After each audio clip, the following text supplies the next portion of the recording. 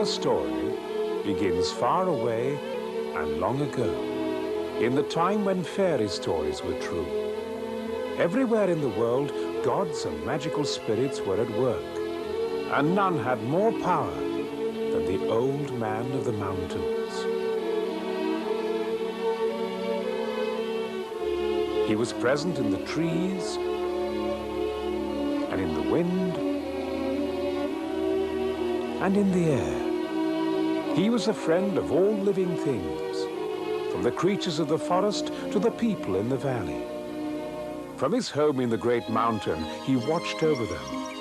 And whenever the people got themselves into trouble, he would come down to help them. Sometimes he appeared as a giant, but more often he put on his favorite disguise, as an old man of the mountains.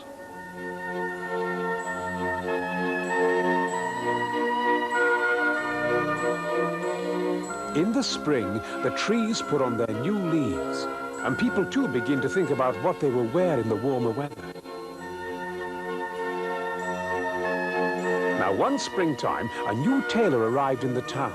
Everyone was talking about him in the valley and the new fashions he was setting.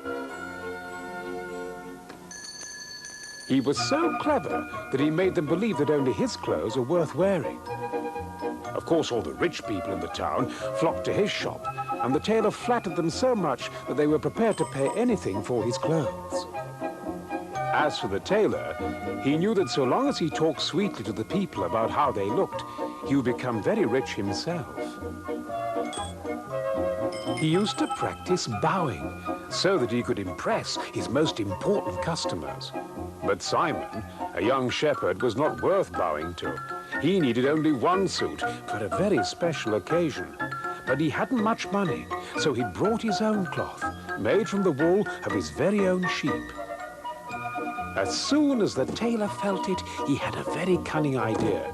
It was just what he needed for another richer customer, who was due to arrive any minute.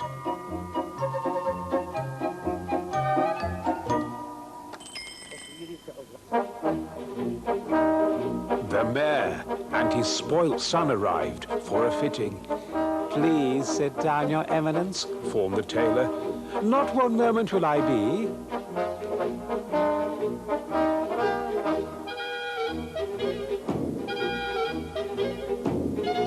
The tailor couldn't wait to be rid of Simon. But even that was too long for the mayor. He nodded in his chair, and his son instantly looked about for mischief. "Ow!" yelled the tailor. What's that?" said the mayor, waking up with a start. "What mischief have you been up to?" "Oh, nothing, Your Eminence," said the tailor, ignoring the pain in his bottom. "Playfulness merely. Now, was it a suit for the boy you were wanting? Take a look at this. A special roll of cloth. You won't see its like anywhere in the valley. Made from the best quality wool." "I'll take it," said the mayor, and another gold coin went into the tailor's collection.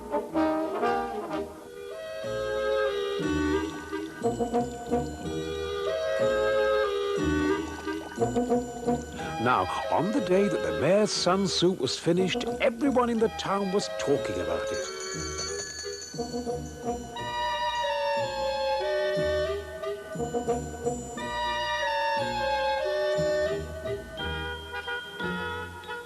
What a handsome boy! What a fashionable cut! What excellent cloth! The tailor himself made sure there were plenty of people to see and admire the suit. On the day that the mayor left his shop with his son parading before him, the talk of the town. His mother's heart swelled with pride when she saw him. But what about Simon? Where was his suit? The tailor came down to earth very quickly when he saw Simon waiting.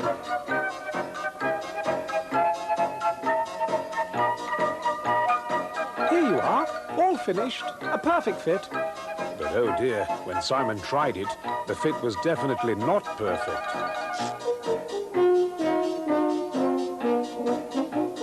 In vain, the tailor tried to pretend it could be mended. It was a new style.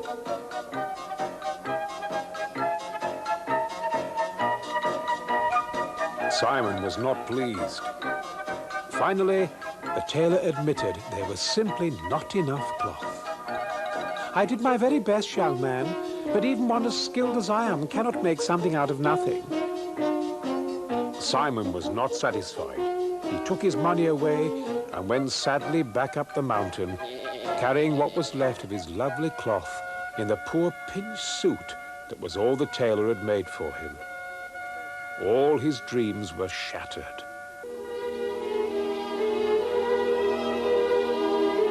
That was when the giant spirit of the mountain decided to take a hand. He appeared suddenly as an old man and asked Simon what was the matter. Hearing his story, he was sorry for him. A touch of magic, and the suit was fine enough for wearing. Simon couldn't believe it. He thought he must have made a mistake in leaving the tailor's shop in anger. "Where is the money to pay for it?" he asked.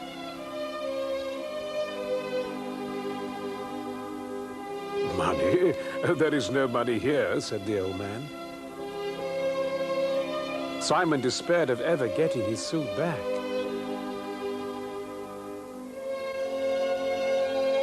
But the old man had decided that the tailor needed a lesson, so he went on his way to the town. He left Simon wondering what on earth he was going to do now he had nothing left.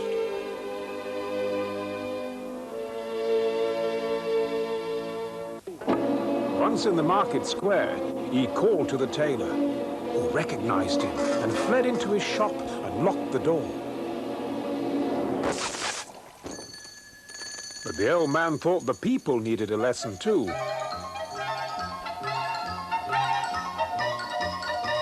And one by one, their wonderful new clothes disappeared.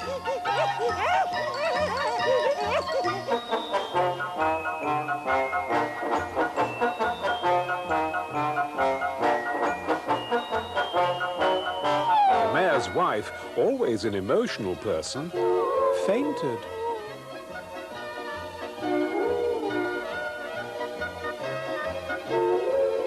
The mayor called the town guard to arrest the tailor.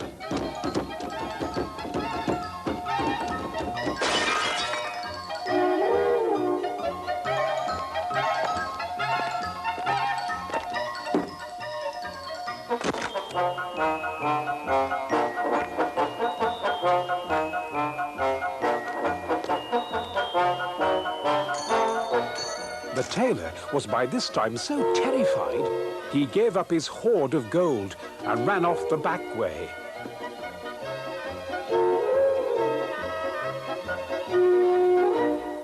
At that very moment, Simon's suit was returned to him in beautiful condition, every stitch in place, and a shirt and new shoes too. His luck had changed.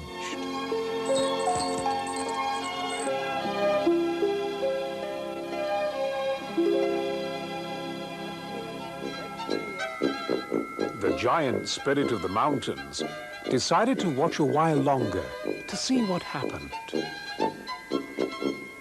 He heard the noise of the town band celebrating with Simon as he went to claim his bride.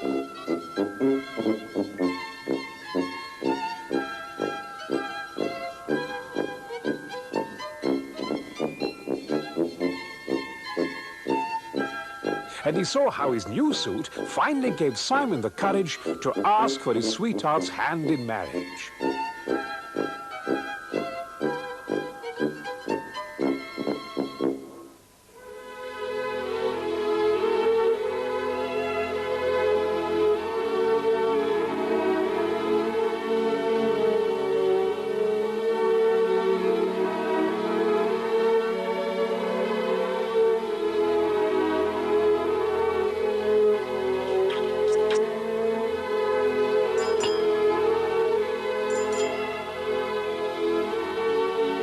As for the tailor, he learned at last to take a fair price for a job well done, however small.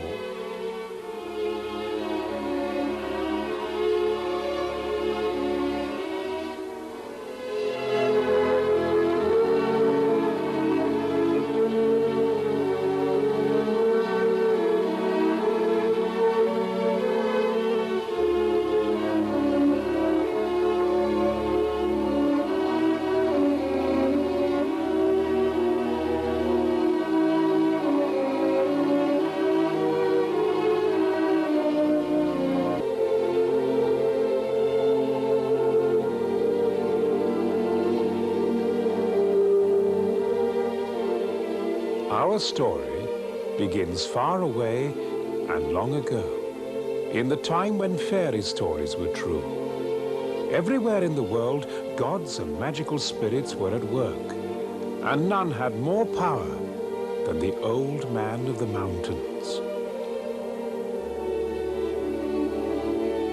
He was present in the trees and in the wind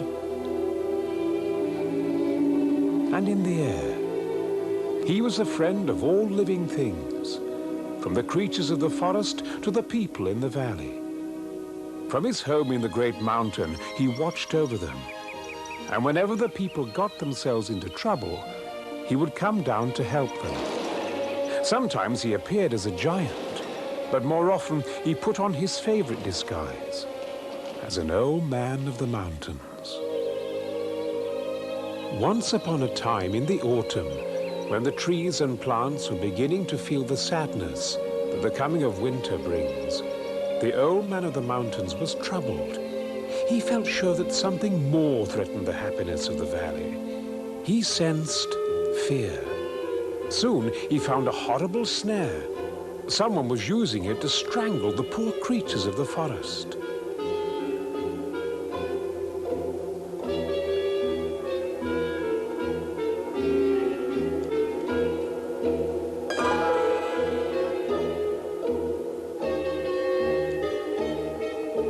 Killing like this had never happened before and must be stopped.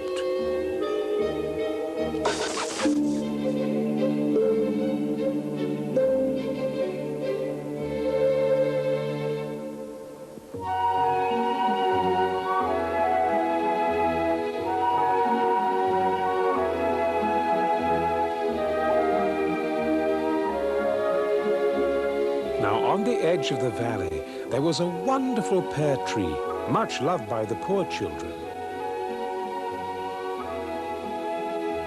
But they were not allowed to gather pears, however hungry they were, if they were once seen by cold-hearted Rudolph, whose smart house was nearby.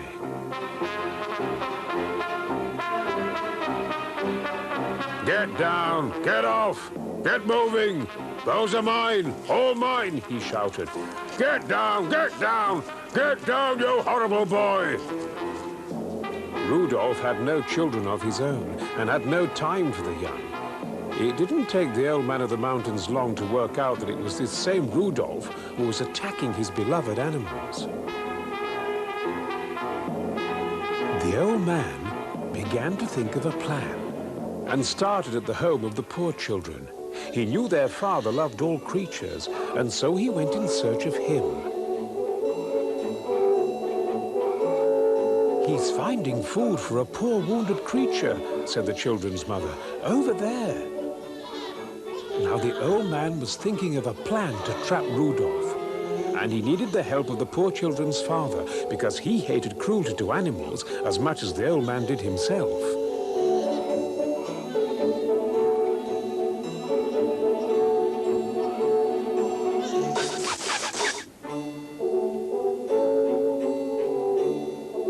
The children's father was astounded at the old man's power and so delighted at the miraculous recovery of the little fawn. Why, you must be the great spirit of the mountains, old man, he said. The children's father told him where he'd found the wounded creatures. Lie in wait there tonight, said the old man, and when you see Rudolph approaching, call me with an owl hoot. Like this? Asked the children's father. Just like that, said the old man of the mountains.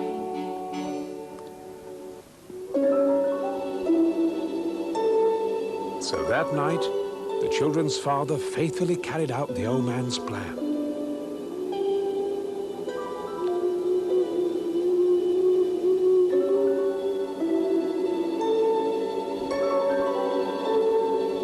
Night after night, he kept watch.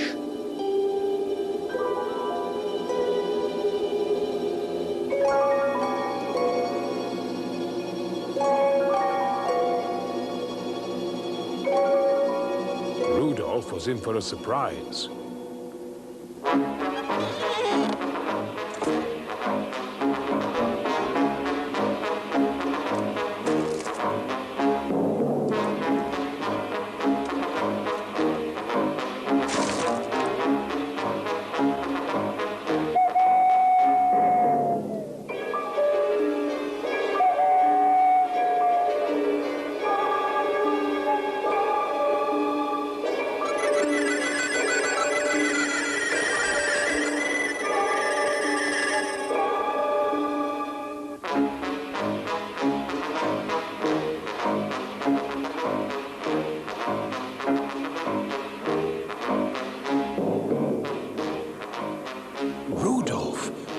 believe his luck.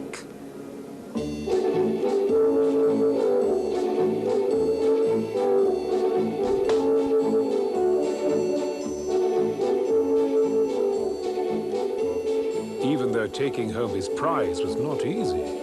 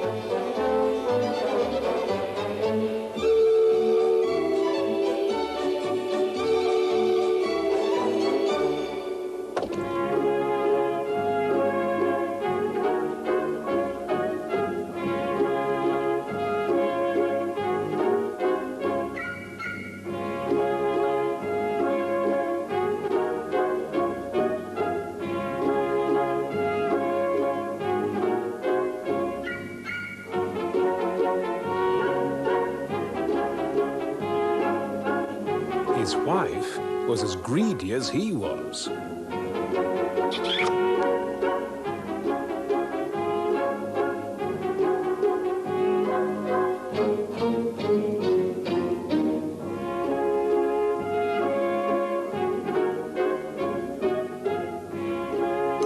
But then they discovered their mistake.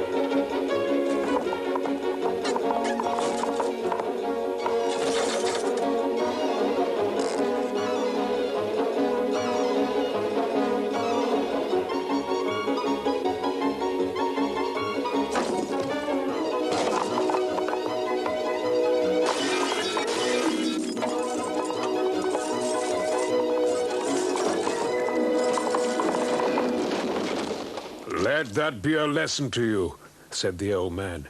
"If you are cruel to nature, then one day nature may be cruel to you." And the old man returned to his mountain to contemplate once more the wonderful ways of nature and the happy life of his people who loved all creatures.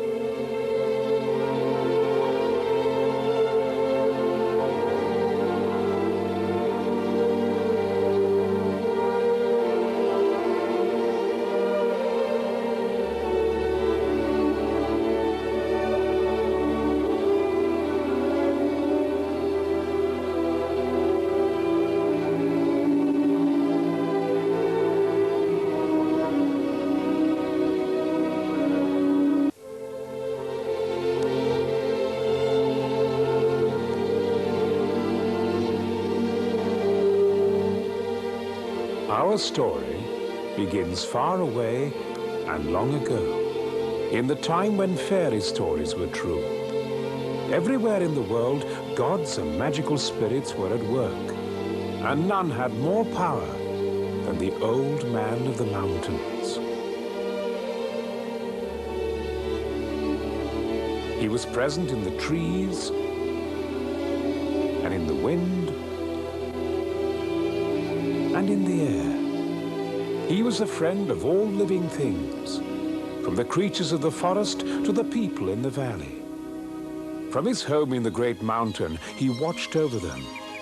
And whenever the people got themselves into trouble, he would come down to help them. Sometimes he appeared as a giant, but more often he put on his favorite disguise, as an old man of the mountains. Once upon a time in the valley, there lived a cobbler who began to be very forgetful.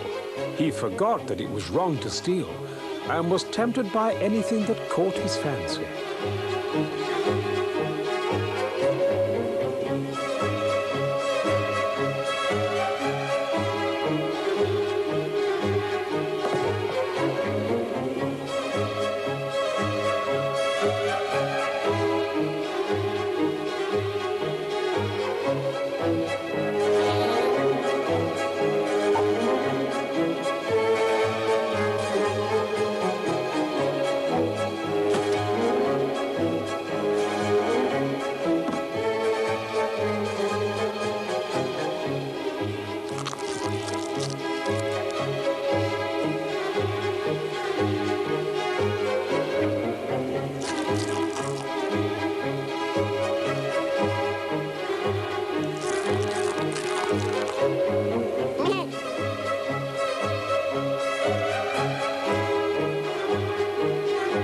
Steal anything and take it home and hide it.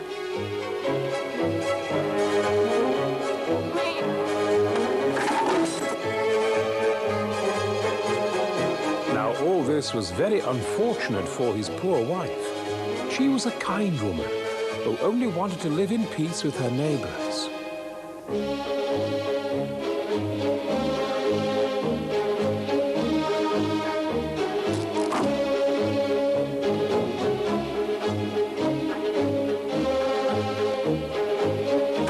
There was no hope of that when they blamed her for her husband's thieving ways. No matter how angry she became, he didn't listen.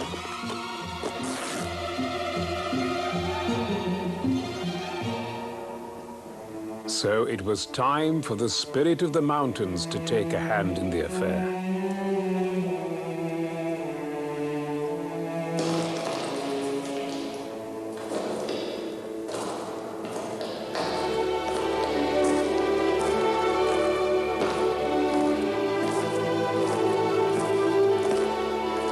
Trap for such a foolish and thoughtless fellow was the easiest thing in the world.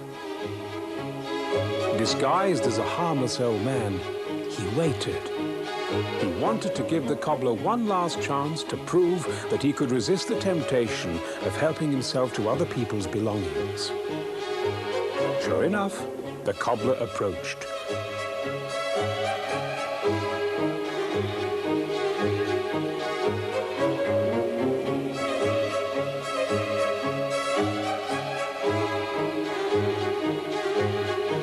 The old man of the mountains listened politely enough to his pretense of friendly conversation, but soon made an excuse to leave him alone. The damage was done. The old man was so angry, he struck with all his magic power. No longer would the cobbler be able to steal. He would be rooted to the spot, unable to move.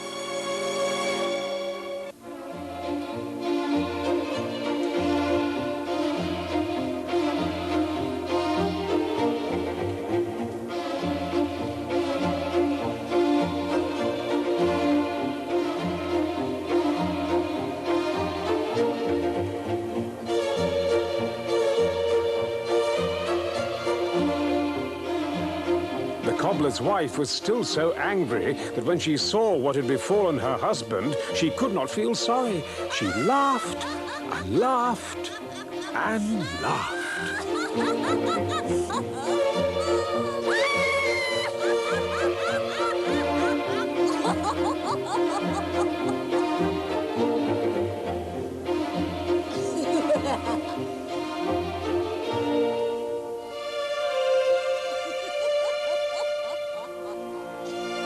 And so the cobbler was left to his fate.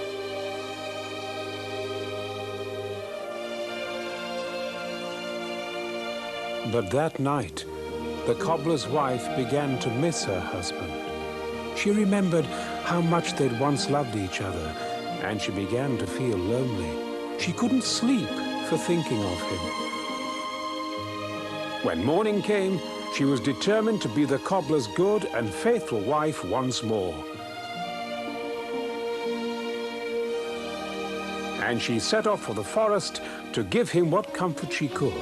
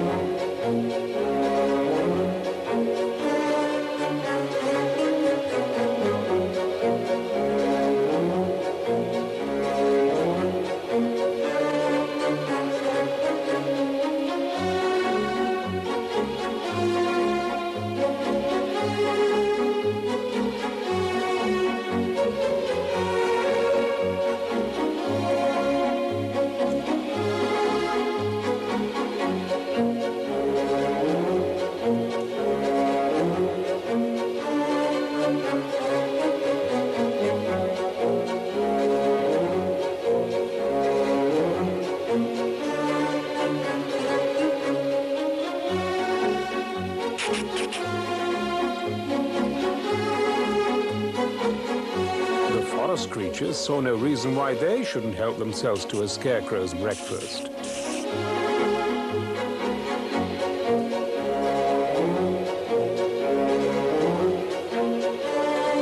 Or a scarecrow's hat, for that matter.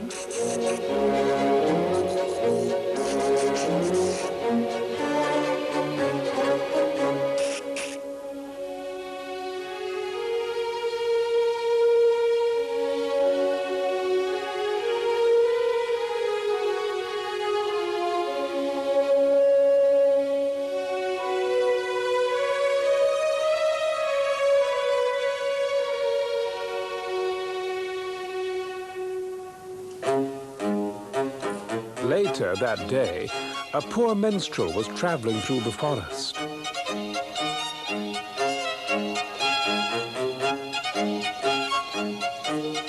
And when it began to rain,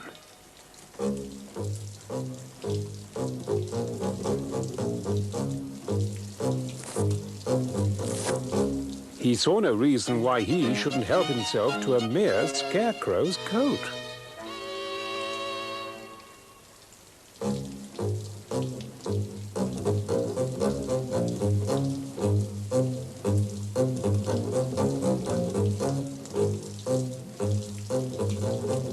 At last, the cobbler was beginning to learn what it felt like to be robbed and was sorry for what he'd done. If only he could be himself again, he'd never wish for anything more and be grateful for what he had, especially his good and loving wife. He wished with all his heart he could hold her in his arms again. The old man of the mountains heard him and believed he was truly sorry. And so the spell was broken.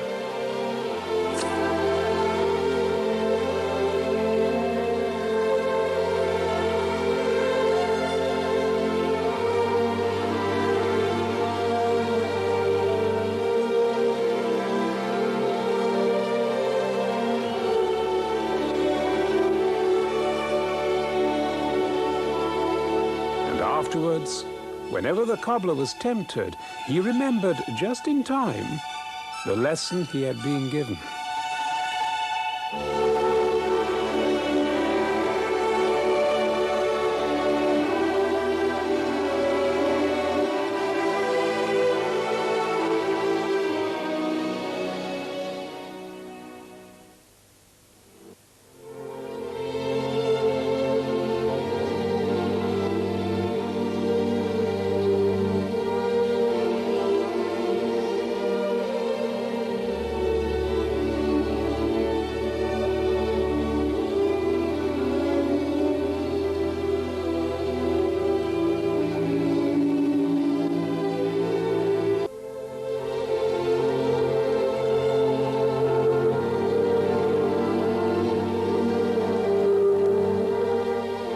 Our story begins far away and long ago, in the time when fairy stories were true. Everywhere in the world, gods and magical spirits were at work, and none had more power than the old man of the mountains. He was present in the trees and in the wind and in the air. He was a friend of all living things, from the creatures of the forest to the people in the valley. From his home in the great mountain, he watched over them. And whenever the people got themselves into trouble, he would come down to help them. Sometimes he appeared as a giant, but more often he put on his favorite disguise, as an old man of the mountains. Now, on one of his visits to the valley, disguised as an old man, he had discovered that Peter the woodsman and his sweetheart Catherine were to be married.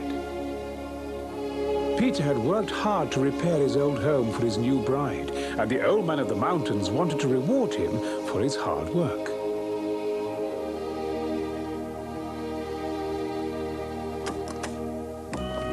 He watched Peter come out of his house and saw how he almost made himself late by giving everything a last spit and polish.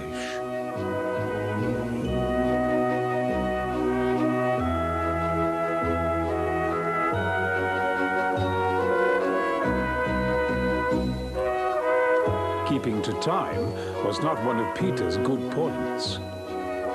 So the old man decided to make him a wedding gift that would be really useful. Taking an old piece of wood, he magicked it into a beautifully carved cuckoo clock, an heirloom for Peter's home.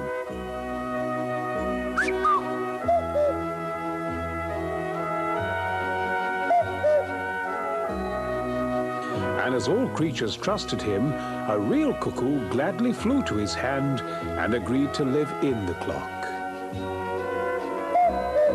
Not a moment too soon. Without the cuckoo's timely call, Peter would have been late for his own wedding.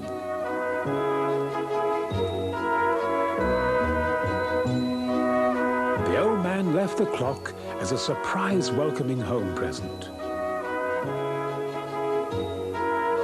Now, while Peter went off eagerly to meet his bride, Jake, the lazy good-for-nothing who nobody loved, was lounging in the forest nearby.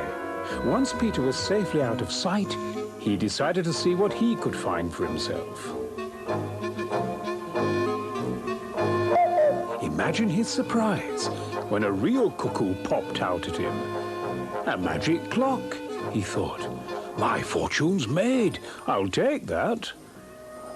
It was not long before Peter, his bride, and his bride's belongings, including her pet goat Jemima, returned. Catherine was so pleased at the sight of her new home, so was Jemima.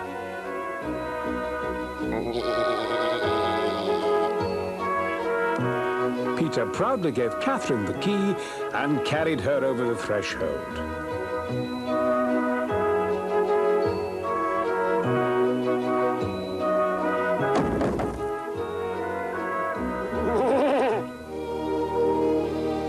The next day, the old man of the mountains thought he'd like to find out how they were getting on with their clock, and so he disguised himself as an old man selling hay and went to visit.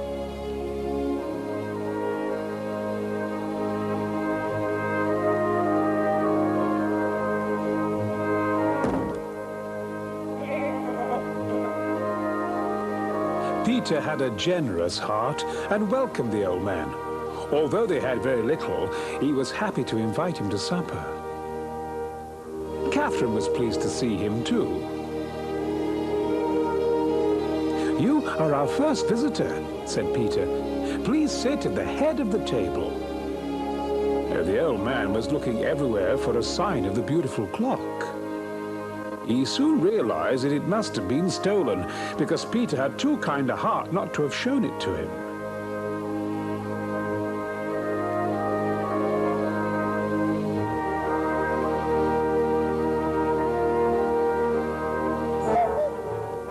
Listening for his friend, the cuckoo, and using his magic powers, the old man saw what had happened and decided it was time Jake was taught a lesson.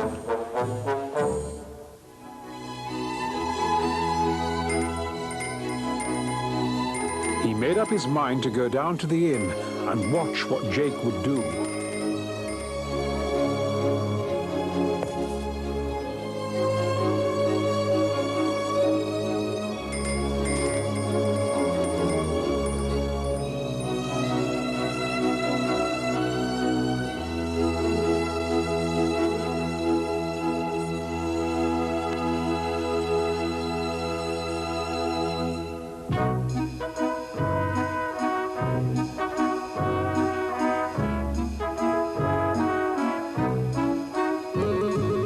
Disappointed but not surprised at what happened next.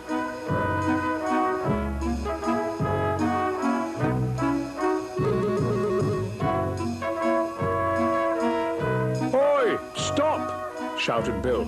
"That thieving young fellow's run away with your cart." "Don't worry," smiled the old man, taking a leisurely sip of his beer.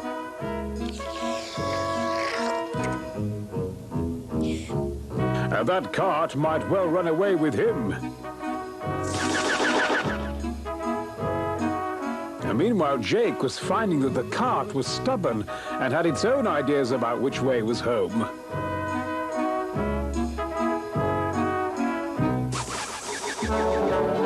By the power of the old man's magic, Jake soon felt what it was like to be taken where he did not want to go.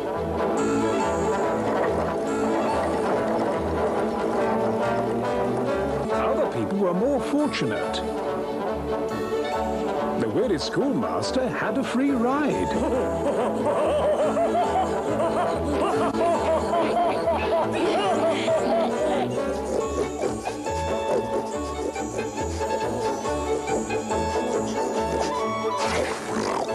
The old lady gathering sticks was helped on her way.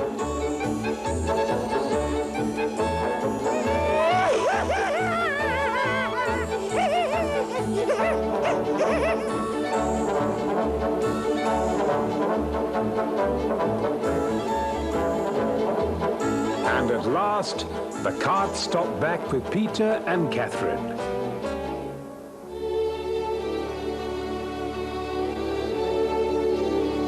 The newlyweds were delighted by their unexpected present. The letter explained that the very welcome food was a gift from the old man to thank them for supper the previous evening.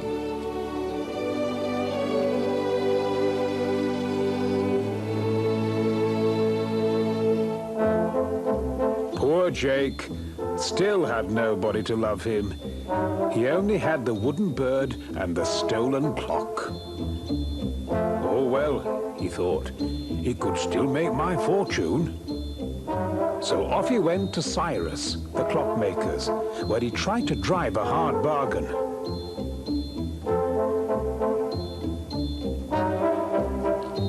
"I have here a most unusual clock, a cuckoo clock with a real cuckoo in it." Cyrus didn't believe him. "If you don't believe me, look for yourself."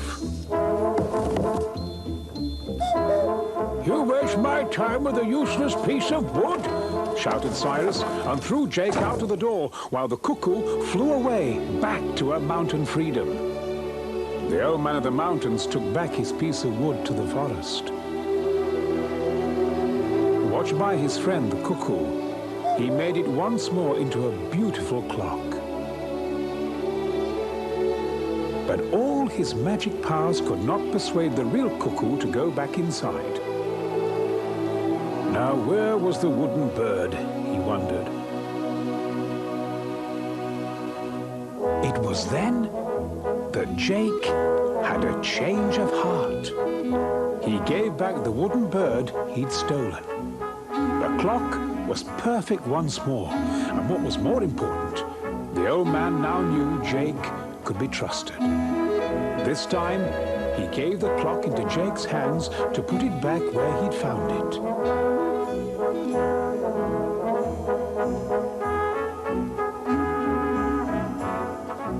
And Jake did.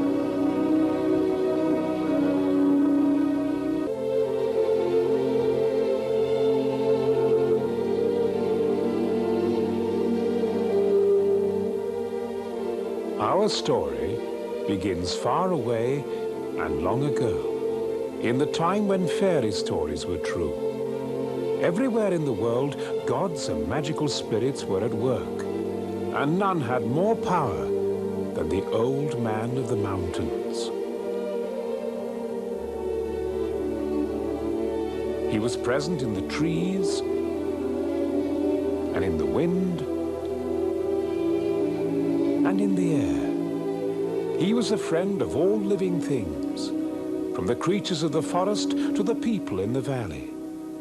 From his home in the great mountain, he watched over them. And whenever the people got themselves into trouble, he would come down to help them. Sometimes he appeared as a giant, but more often he put on his favorite disguise, as an old man of the mountains. Once upon a time, there was a most beautiful singer in the valley. Even the old man of the mountains would take on his earthly form and stop to listen.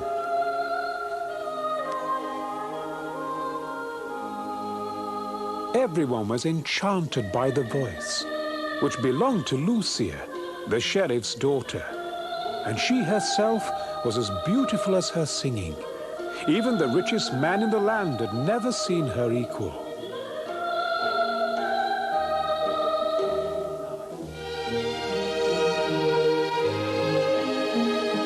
Now one day, John, the poor weaver, was busy at his loom, happy in his work, remembering the sound of Lucia's singing, which earlier had echoed through the valley. Just then, a very important customer came into his house. It was the sheriff's servant, Lucia's own nurse. And for the first time, John was to meet Lucia herself. And as soon as John saw her, he was lost in love. He barely listened to what the servant was saying. He had eyes only for her young mistress.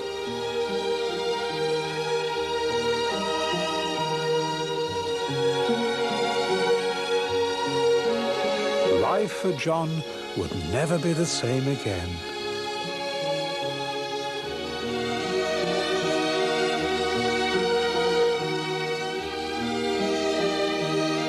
It was love at first sight for both of them.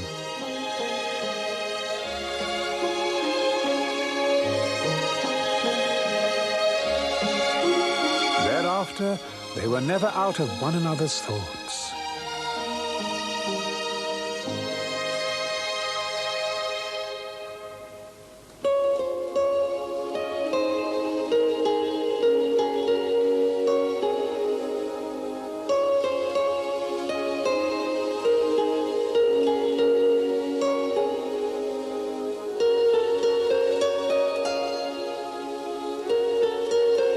Lucia's songs were even sweeter.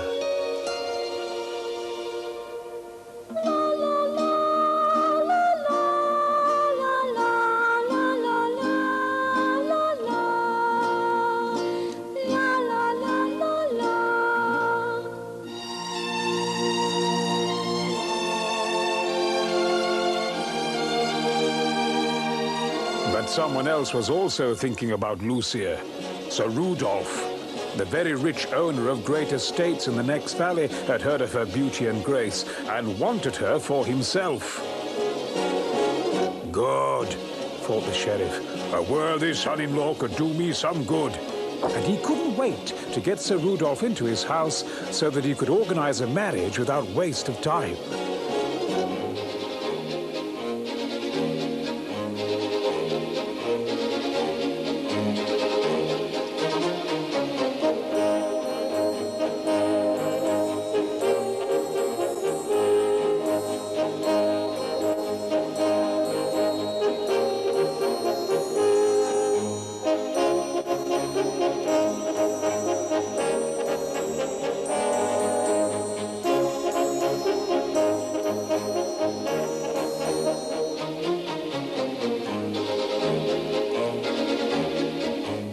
Lucia was horrified. What can I do?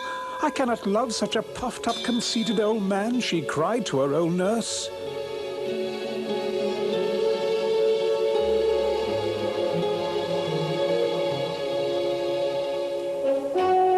But the sheriff and Sir Rudolph were already bargaining over her.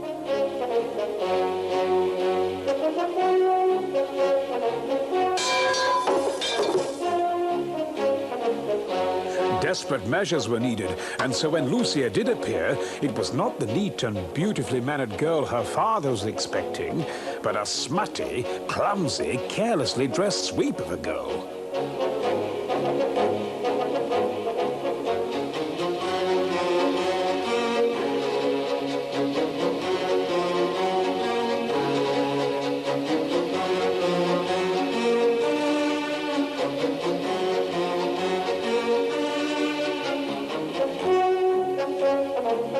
Can this be? Said the appalled Sir Rudolph.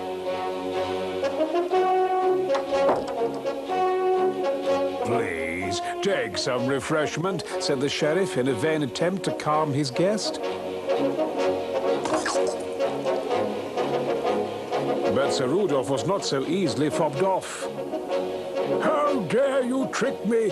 He stormed off, tearing Lucia's locket off his neck and vowing never to return. Hide, girl, hide, instructed the nurse when she heard what was happening. The sheriff was terribly angry. He soon saw how they'd been tricked.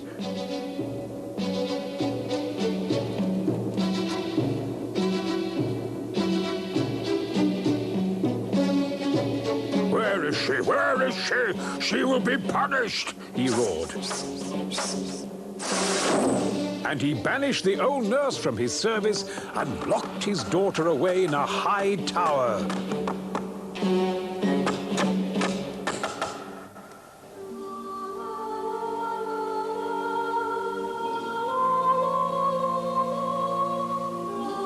But he'd counted without John, her true love. Nothing would stop him, and he soon found a way of rescuing her.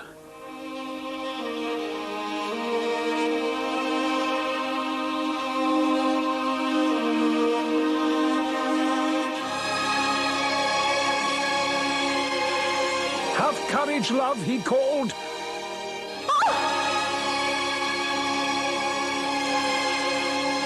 And soon they were together.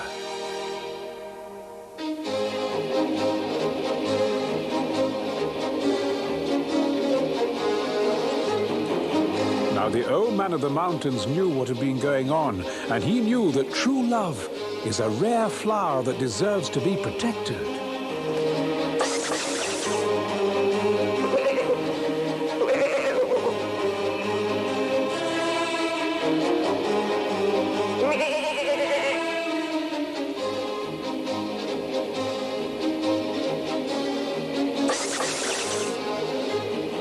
The sheriff, for all his blinding anger, was no match for the old man. But he was very determined.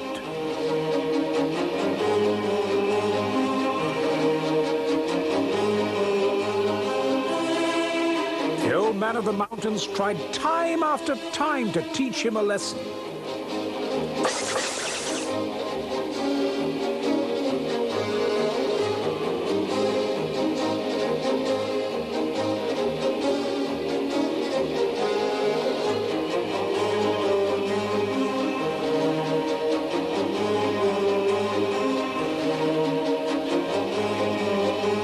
Nothing stopped him.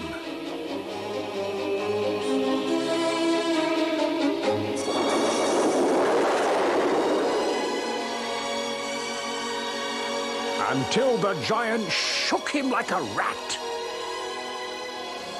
and dropped him back into his own dungeon.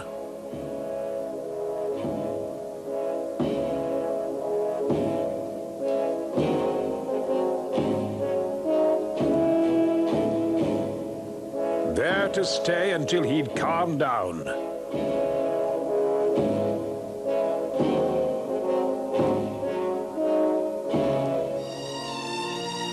As for Lucia and John, They were too full of their own happiness to spare him a thought. They went on their way, very glad to share their house with Lucia's old nurse, and look forward to a contented life together.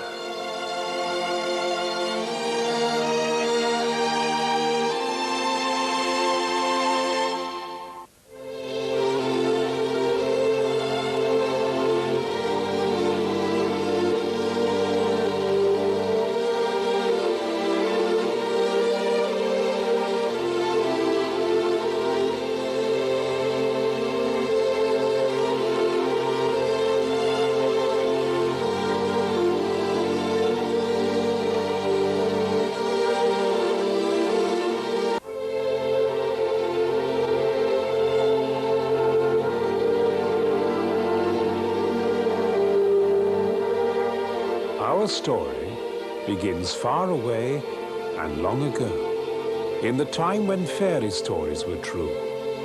Everywhere in the world, gods and magical spirits were at work, and none had more power than the old man of the mountains. He was present in the trees and in the wind and in the air. He was a friend of all living things, from the creatures of the forest to the people in the valley. From his home in the great mountain, he watched over them. And whenever the people got themselves into trouble, he would come down to help them. Sometimes he appeared as a giant, but more often he put on his favorite disguise, as an old man of the mountains. Once upon a time in the valley, there was an inn called the Old Grey Owl.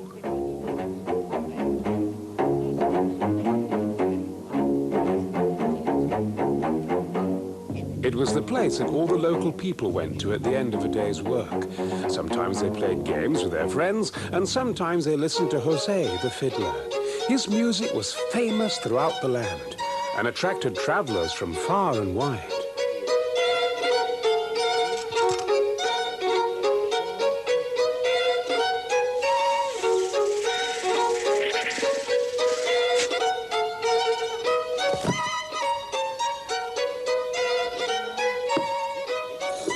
Even the old man of the mountains would join the company from time to time.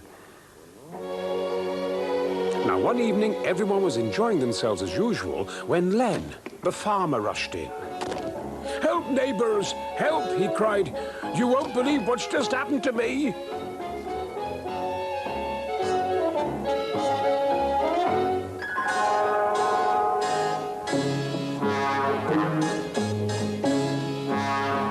I was late coming back from market, so I didn't stop for my usual drink here and went out to the cemetery road. Just as I was passing the old graveyard, a ghost came at me. Really, yes, it did.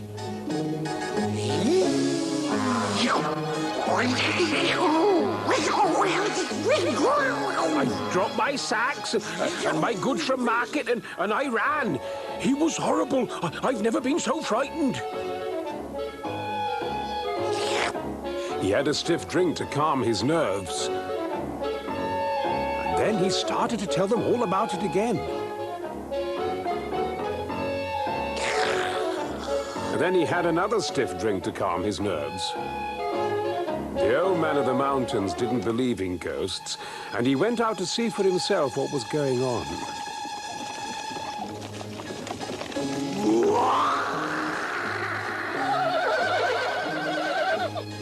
Wicked robbery on the highway was afoot.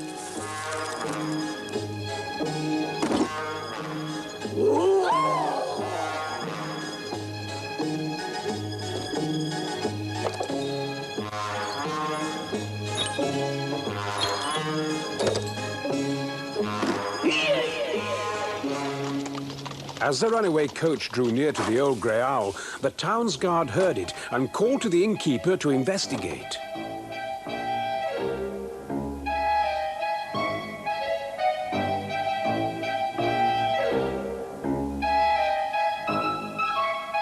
To their dismay, they discovered a beautiful lady passenger unconscious. She had fainted from shock.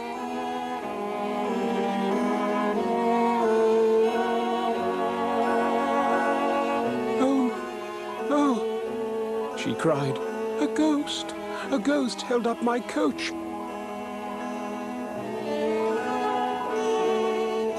And it took all my jewels.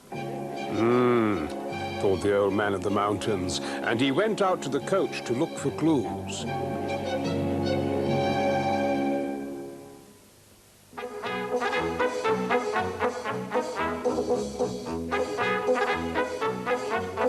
The next day, there was a new visitor at the Old Grey Owl, and a very hungry one with poor table manners.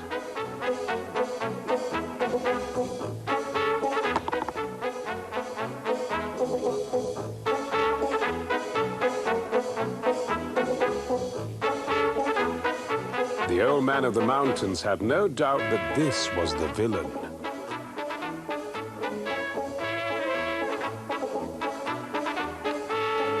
Excuse me, he said politely, but is this your button?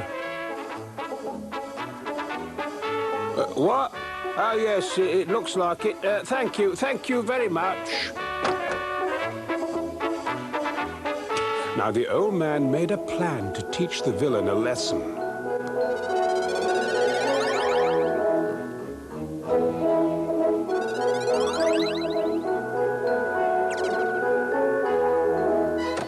He was a master of disguises, and this robber was easy to fool.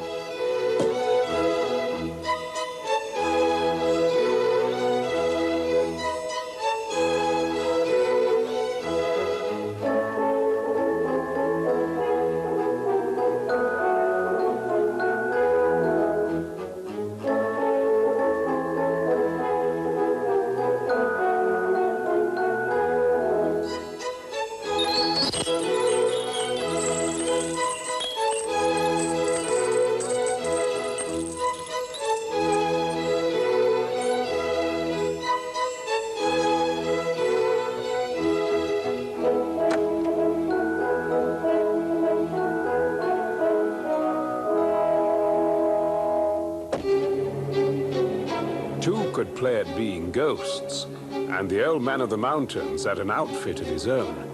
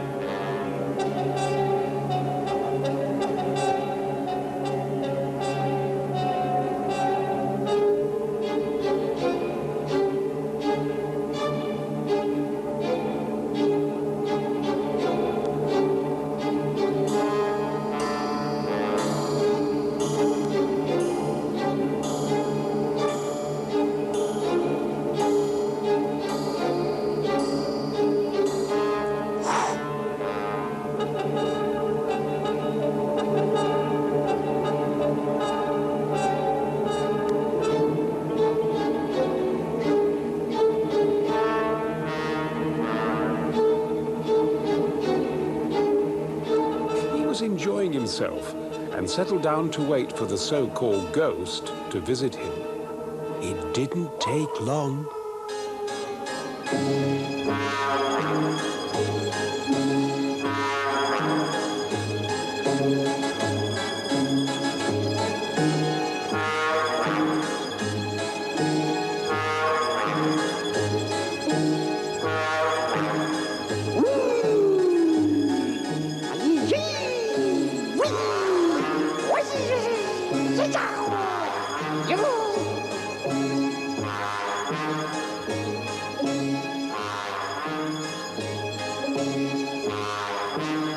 What fun!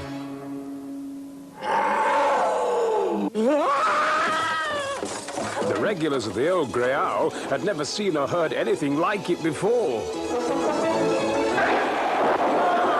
Nor had the town guard.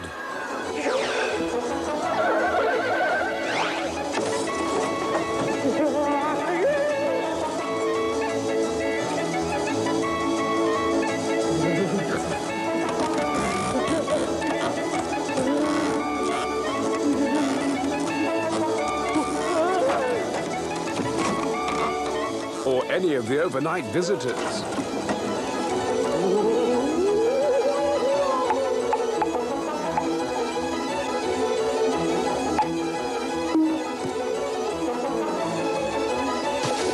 soon, the culprit was revealed. "No ghost, this," said the town guard, marching him off to prison.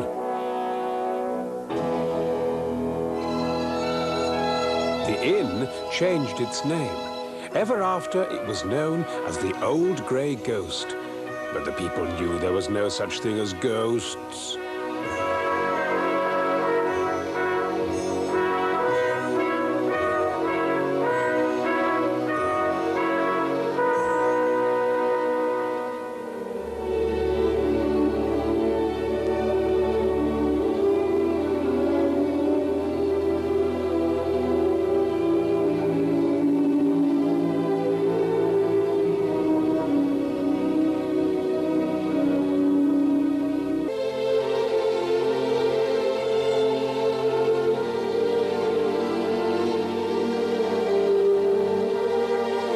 Our story begins far away and long ago, in the time when fairy stories were true.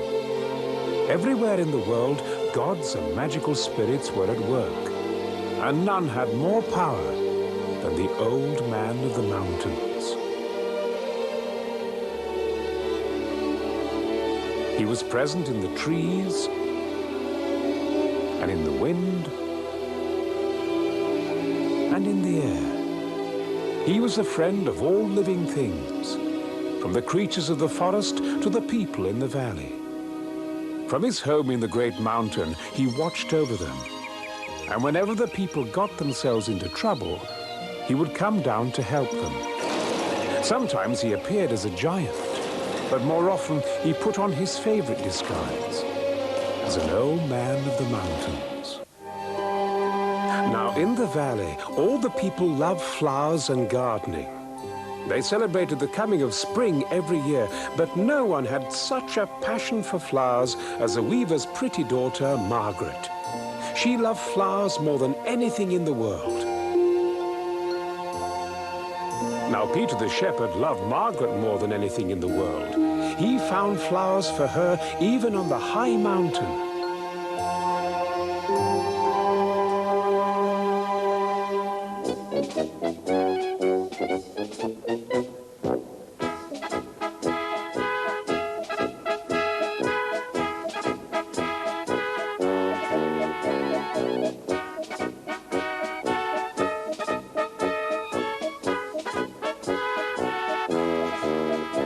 But pretty Margaret was something of a flirt.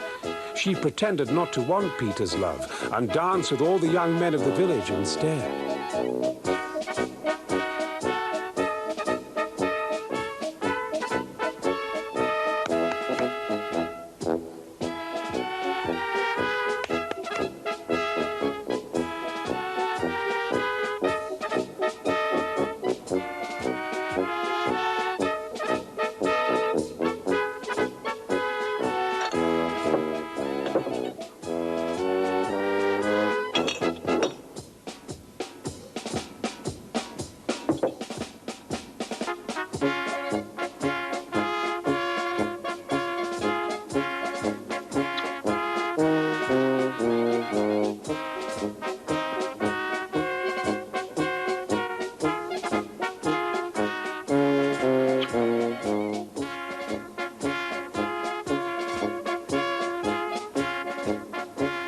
When Peter offered her his rare flowers, she only laughed. "Give them to your sheep," she said. "I know there are much better blooms on the mountain. I'm going to find them in the garden of the old man of the mountains himself." Everyone was horrified, but Margaret was so obsessed she wouldn't listen.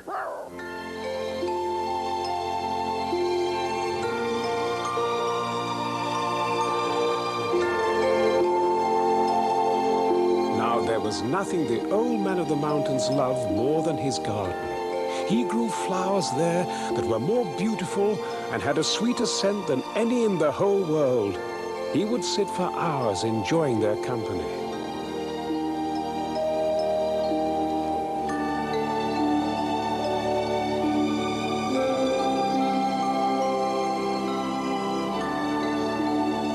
The thought of the old man of the mountain's magic flowers gave Margaret the strength to climb higher and higher.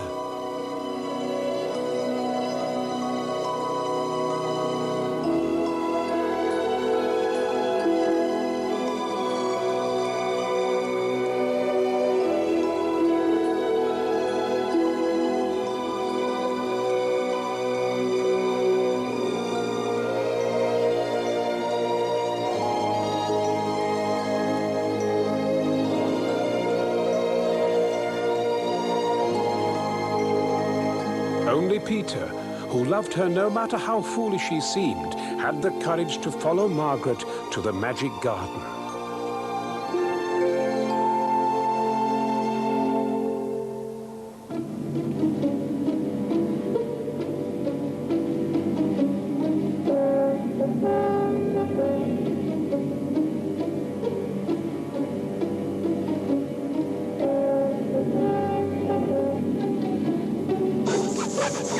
Margaret took no notice of the storm signs.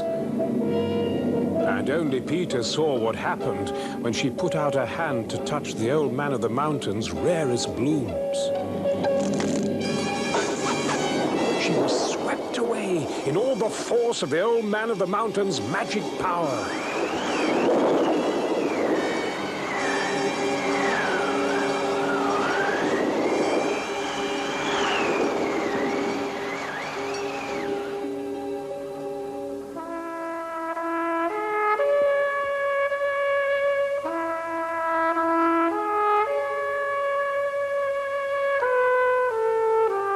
Peter was heartbroken.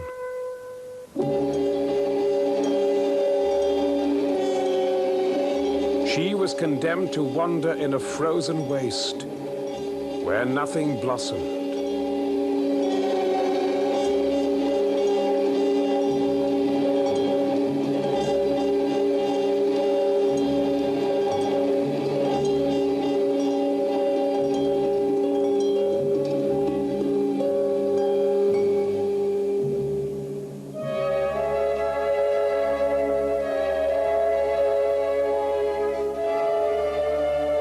At last, she found her way home, but it was spoiled.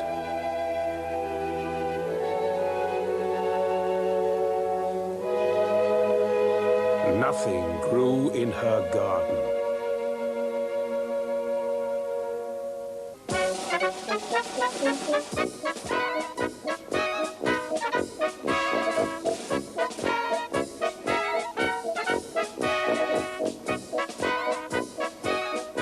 Peter tried to comfort her with music and flowers, but all flowers died at her touch. He was in despair. There was nothing left but to plead with the old man of the mountains to break his spell.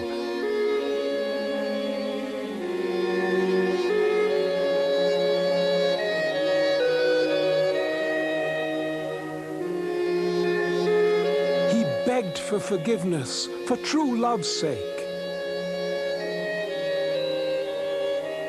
The old man's soft heart was touched. But first, he determined to put the young man to the test.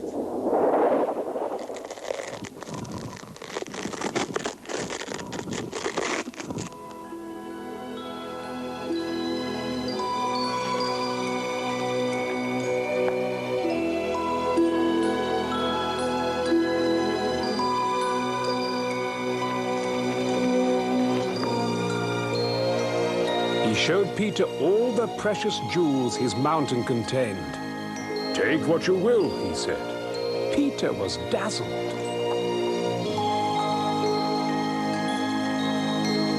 All the world's riches could be his. What a fine life he could lead.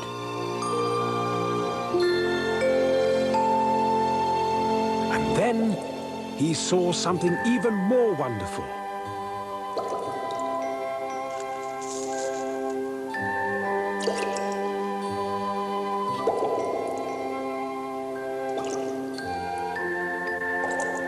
In a crystal clear pool of water, wonderful flowers were reflected, and where each crystal drop fell, a flower grew. He knew at once what he must do. This water is better than any jewels, for this will heal Margaret, my love. And when the old man of the mountain heard him, he was glad. Take it, he said, take it with my blessing, and may flowers strew your path wherever you both may go.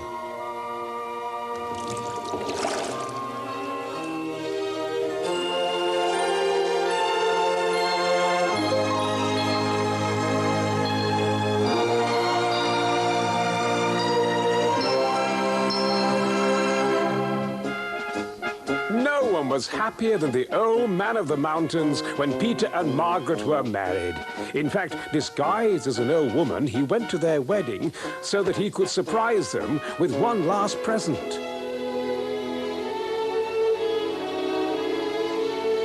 An apple? No, a priceless jewel.